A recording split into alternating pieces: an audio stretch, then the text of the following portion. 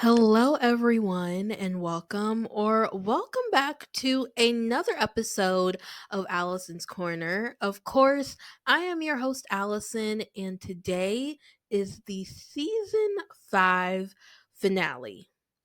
So, as we close out this season, I want to take a moment to say thank you. Whether you've been here since the very first episode or you just happened to stumble in, I am so grateful that you have been part of this journey. Today's episode is going to be a little different, a little more personal. 2024 has been a year. And as we are reflecting on all this year has taught us, I want to talk specifically to the people who did not find 2024 to be a good one because I admit 2024 has left me with a lot of feelings. It's felt like a roller coaster, unpredictable, overwhelming, and just plain hard. And if you're feeling like simply making it through this year is your biggest accomplishment, then you, my friend, are not alone. So, as we talk about everything, go ahead and grab yourself a cozy drink. I have one right here on the side of me. Take a deep breath and let's talk about what it means to just get through and why that's enough. Let's start with a moment of honesty. This year was tough. For me, it was full of twists and turns I didn't see coming. There were goals that I didn't hit, moments of self doubt, and just days when getting out of bed felt like my only victory. And I know I'm not alone. Maybe you set big resolutions back in January and life just didn't cooperate. Maybe you faced unexpected challenges, or maybe you've been carrying something heavy for a while now. My word for 2024 was intentionality. And I must admit, I am leaving 2024 with not feeling as though I did anything intentional. While, yes, I have had some moments of victory from gaining a slew of new listeners and followers on Instagram to pushing myself outside of my comfort zone in other areas of my life, I still have not felt as though my best efforts this year were rewarded. And I know this year is not about perfect endings. It's about learning to live in the middle and how the middle can sometimes be very messy. It's also about reminding myself that progress it doesn't always look linear. But I want to speak a bit candidly because a few weeks ago, one of my devotional thoughts touched on how in the Christian community, we tend to engage in a sense of false positivity whenever we're going through, a rough time or a rough season in our lives, we always use the phrase, oh, God is good. He will work it out, or everything is in God's hands. And while I wholeheartedly believe that God will come through, I also think it's important that as people, we express our human emotions. And this particular devotion touched on that. If you're feeling sad, angry, frustrated, annoyed, bothered, hurt, upset, useless, worrisome, whatever emotion that you might be feeling right now, especially as the year comes to an end, it is okay. Your feelings are valid because truthfully, I feel the exact same way. If I've ever made any of you believe that I have it all together, please forgive me.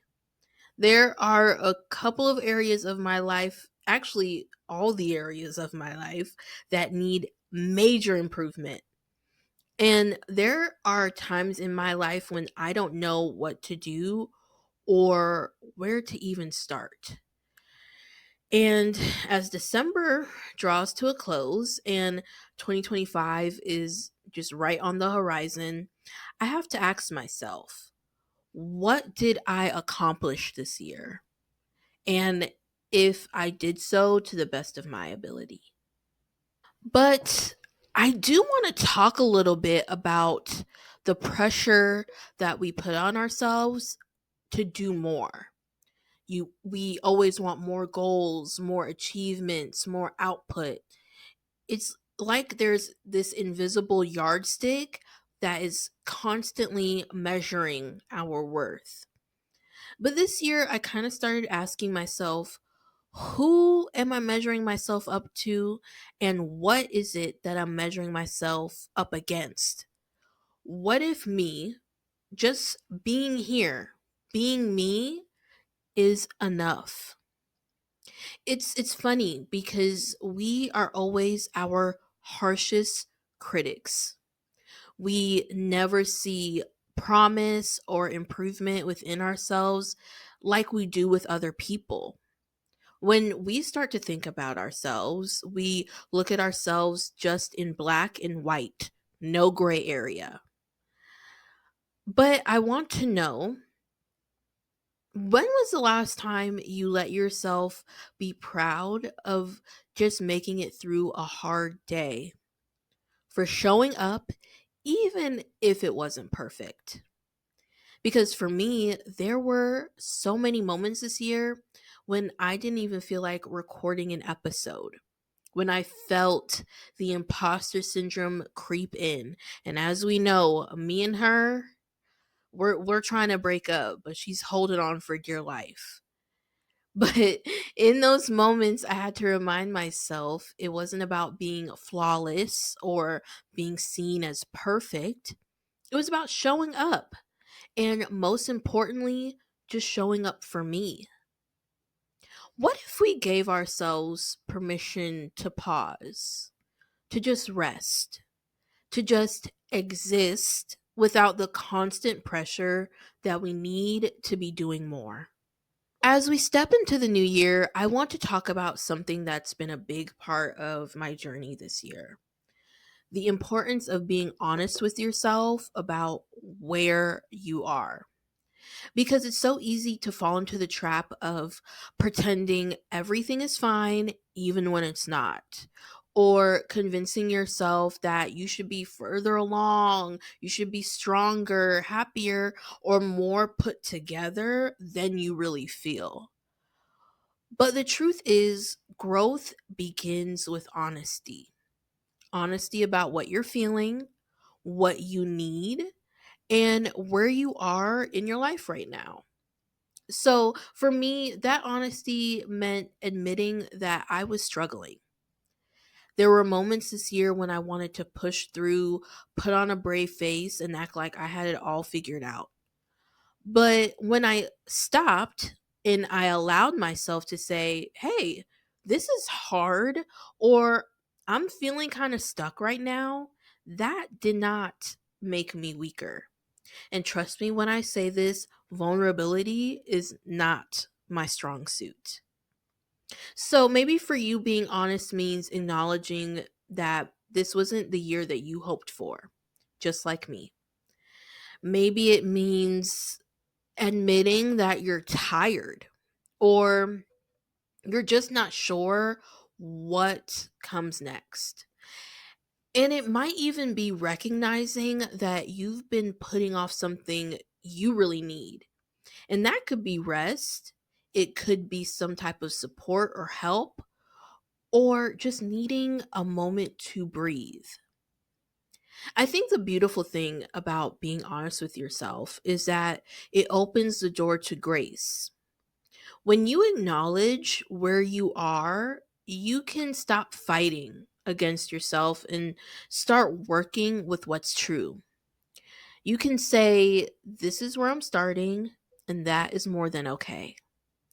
So I encourage you and myself, as we reflect on this past year and we begin to look ahead, just take a moment to be real with yourself. No filters, No judgments, no comparisons, just you meeting yourself exactly where you are. And that is where real change begins. So, as we close out season number 5, I just want to take the time to say thank you. Thank you for being part of this community, for listening, for sharing your time with me, your support, your messages, your encouragement. It has meant everything to me. And I also want to acknowledge you.